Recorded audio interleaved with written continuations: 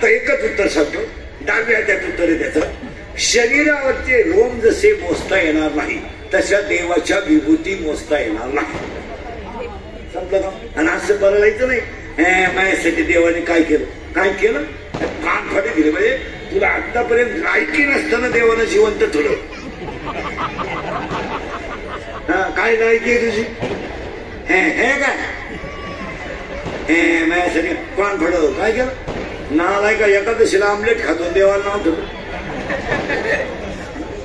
अरे एक विचार करा, तुम्हाला सगळ्यांनी धोका दिलाय पण आमच्या देवाने धोका दिला नाही.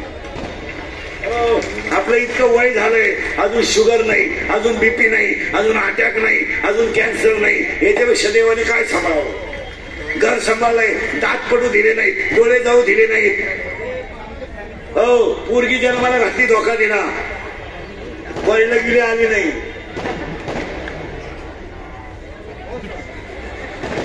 सुनबाई वाजीत आणली, तिने खसकावलं.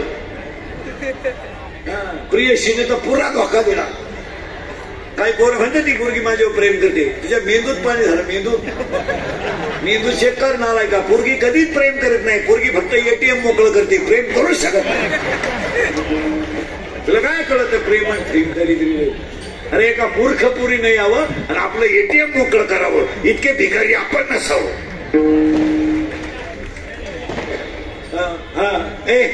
आपण नसं काय प्रेम नाही. हे बायका पोरं गेलं ही सगळी भामटेची जुळे. कोण नाही आपलं, आपलं फक्त कटेवरचा देव आहे. तुमचं काय मत आहे? आणि सगळ्यांनी धोका दिला, त्याने दिला नाही. सगळ्यांनी, बायकोने धोका दिलाच, पोरांनी तर पुरा दिला, पुरीने तर बापाचा गेमच केला, आणि पाहुण्या रावल्याने तर पाहुणा संभावलाच, पण कटेवरच्या पांडुरंगाने सांभाळला. नाही तर बायको 2 पोरं झाल्या म्हणते तुमच्यात आडवात फरक नाही.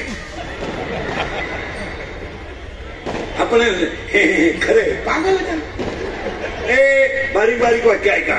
तो देव आहे आणि त्याचे अवतार किती आहेत?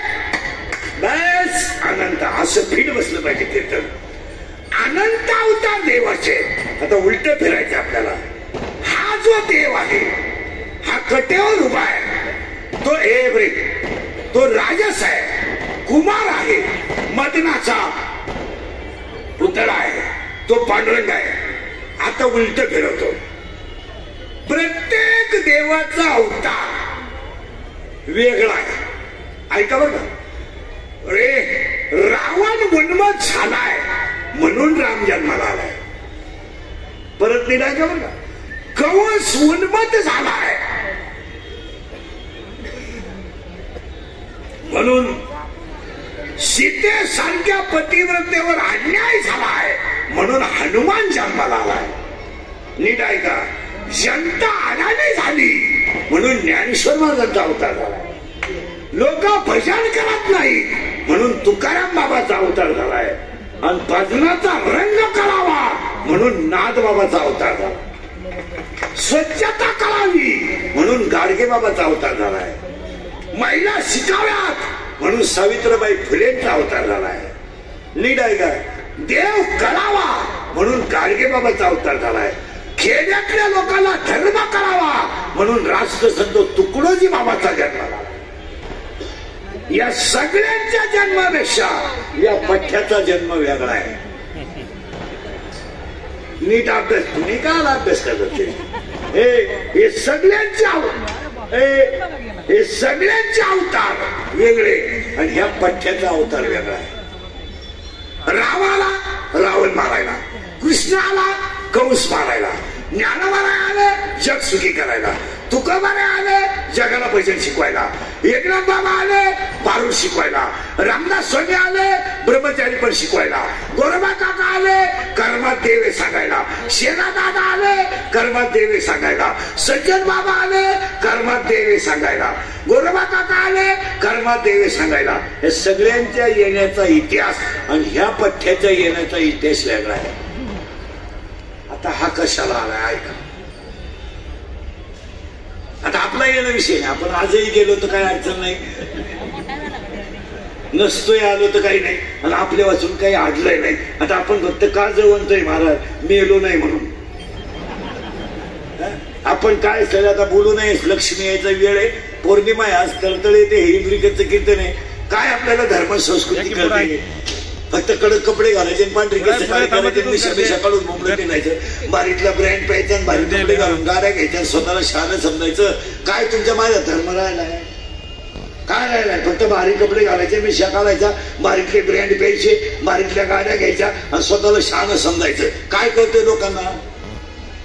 काय करते? 50% महिलांना स्वतःच्या नातवाला हात लावायचा अधिकार नाहीये. काय तुम्ही बोलता? जिची सासूबीन भाकरीची मदत ती बाई बचत गटात अध्यक्ष होऊन भाषण जोडते आणि ती म्हणती महिला सक्षम झाल्या पाहिजे. आणि तिची सासू कोपऱ्यात बसून रडती तर महाराज तळतळ येते, कीर्तनात बोलू नये. 50% महिलांना स्वतःच्या नातवाला हात लावायचा अधिकार नाहीये. आज तळतळी 90 साडीतली आई आहे, पण नातवाला हात लावू शकत नाही. आम्ही पाळणा घरात पोरं ठेवली, पण 90 साडीतल्या आईच्या मांडीवर पोरग ठेवलं नाही. आम्ही 5,000 रुपये महिन्याची बाई ठेवली पोरग सांभाळायला. अरे 5 काय ठेवती, 50,000ची बाई ठेव महिन्याला. फाटक्या दुगड्यातल्या आजीच्या मांडीवर नातू जितका टपकन झोपतो तितका कुठं झोपू शकत नाही.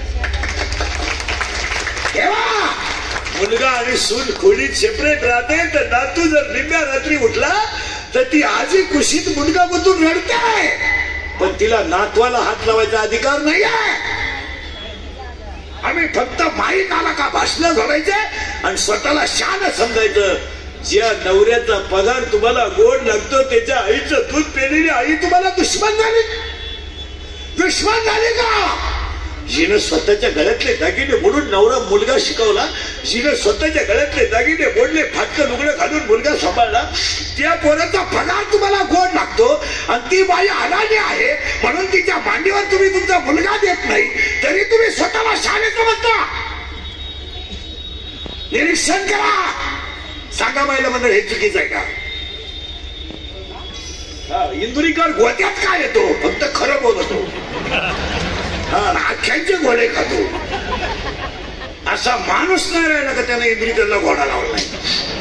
माझं आयुष्य 30 वर्ष गेले परमार्थातले 30 वर्ष संपतील. आता 31वं वर्ष लागत महाराज झालेला. नुसत्या शिव्याच आणि गुन्हा एकच खरं बोलतो. काय आईची हालत तुम्ही निरीक्षण करा, आहे का नाही बोला.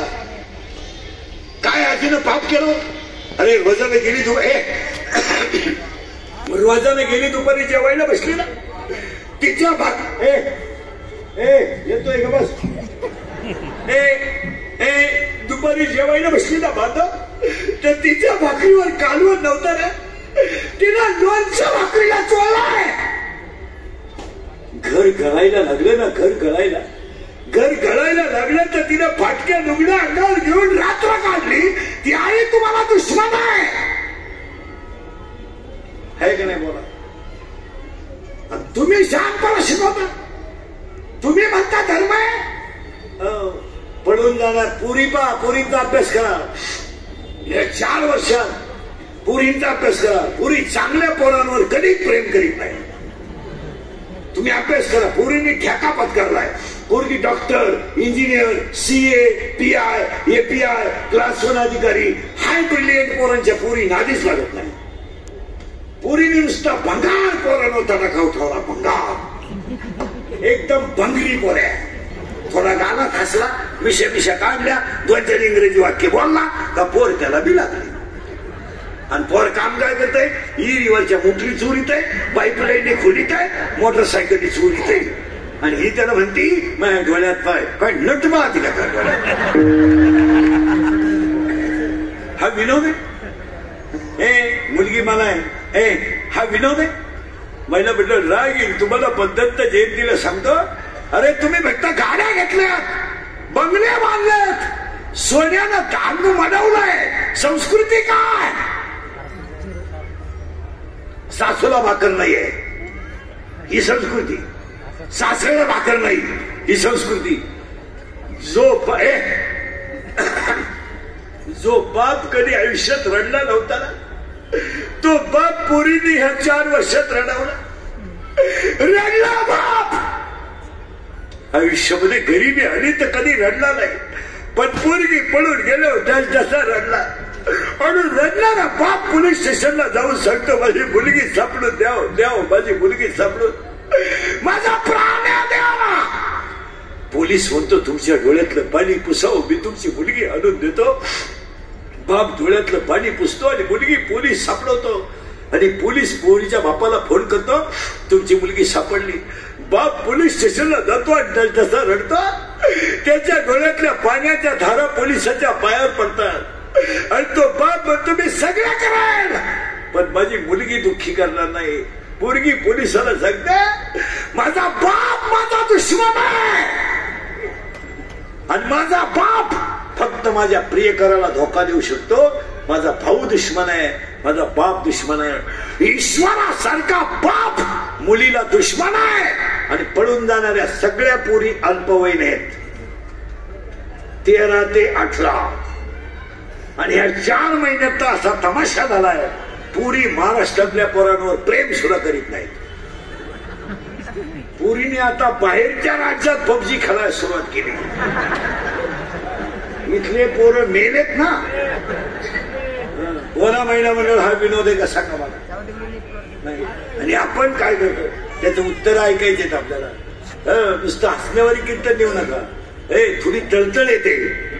महाराज थोरल्याच्या मुलीच्या साखरपुड्याला धाकटा भाऊ नाही ही आपली कुटुंब व्यवस्था आहे. नाहीये थोरल्याच्या मुलीचा साखरपुडा झाला बसू देव त्याला या पुढे बसत थोरल्याच्या मुलीचा साखरपुडा झाला तर तो भाऊ जसा रडला का का त्याचा धाकटा भाऊ बैठकीला नव्हता. तो काय म्हणला माहितीये पैसे जाऊ द्या माझी मुलगीच जाणार आहे.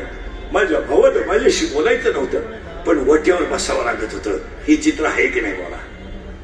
साखरपुडा झाला तर मुलगी ढसढसा रडली आणि रडणारी मुलगी काय म्हणते माहिती का भांडण माझ्या चुलत्याचं माझ्या बापाचं होतं. मी तरी काय केलं मी तर ह्या घरात पाहुणे आहे. माझ्या बापाने माझ्या चुलत्याने माझ्याशी बोलायचं नव्हतं पण माझ्या पाठीवर आशीर्वादाची टाप टाकायला लागत होती. मला समाधान वाटलं असतं. आज हे चित्र आहे. कडक कपडे घातल्यानं मोबाईल बंद केले. कडक कपडे घातल्यानं कडक कपडे घातल्यानं मिश्या काढून टाकल्यानं बारीतले ब्रँड पेल्यानं कुठं जग सुधारत आहे. बारीक मोबाईल वापरला म्हणजे घालच काय झालं समाधान. अरे हे कधीच नाही. याच्यासाठी ह्या बाबाचा जन्म आहे. इथं आलंय आपल्याला हा या बाबाचं पहिलं येण्याचं कारण. दत्त जन्माला येण्याचे 3 कारण. रामाचं सांगितलं कृष्णाचं सांगितलं माऊलीचं सांगितलं. आता खरं महत्वाचं कोणाचं आहे आज दत्त महाराजाचं. दत्त महाराज येण्याचं पहिलं कारण सुंदरपणाचं देवाच्या बायकांना झालेला अहंकार.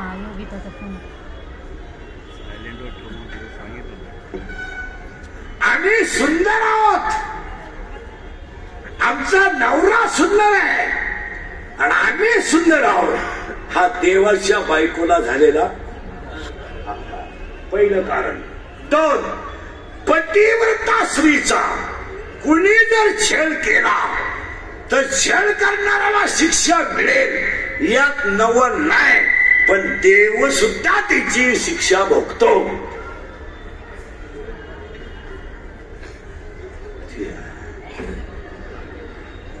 आणि दत्त महाराज येण्याचं 3रं कारण आई वडील जर ऋषी असतील तर मुलगा चांगला जन्माला येतोच. त्याचं एक ऐकायचं. महिला म्हणलं दत्ताच्या आईचं नाव सांगा.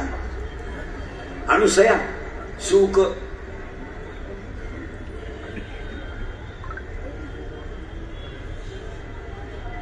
अनुसया नाही अन असूया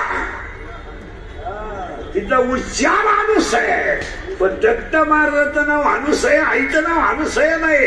अन असूया उच्चार आहे अनुसया नाव आहे अन असूया. अन म्हणजे नाही आणि असूया म्हणजे द्वीप. जिच्याकडं तीळ मात्र द्वीप नाही ती अनुसया.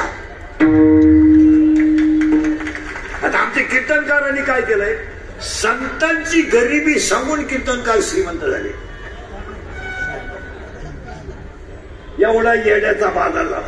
कमरा बांधायच्या आणि हलकटवाडी कुशलांचे कीर्तनकार काय म्हणे तुकारामाला खायला नव्हते कान फट आणले म्हणजे यायची कोणी वाचलं तुम्ही या जगाच्या पाठीवर संतान इतकं कोणी श्रीमंत झालं नाही त्रिभुवनी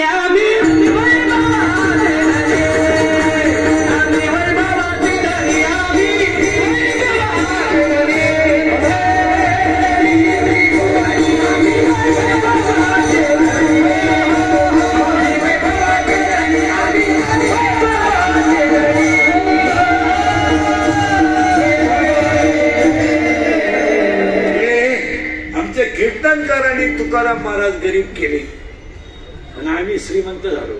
तुकाराम महाराज किती श्रीमंत होते सांगा. गाथा नदीनं बुडवला नाही एवढे श्रीमंत होते. आणि एका औतकरेची आरती एका पंडितानं करावा इतके तुकाराम महाराज मोठे होते. आणि त्या पंडितानं म्हणावा तुकाराम महाराज आणि ब्रह्म एक आहेत आणि आम्ही फेटा बांधल्यावर म्हणावा तुकाराम महाराज गरीब होते. एवढा येडेपणा पाहिला का त्याच्या पुढचं ऐकलं होतं डोकंच बंद होईल तुमचं. तो सुदाम्याचं भागवत सांगणाऱ्यांनी पार उघडा केला. कपडेच नव्हते म्हणजे कोणला. आता त्याचा जोडीदार कोण आला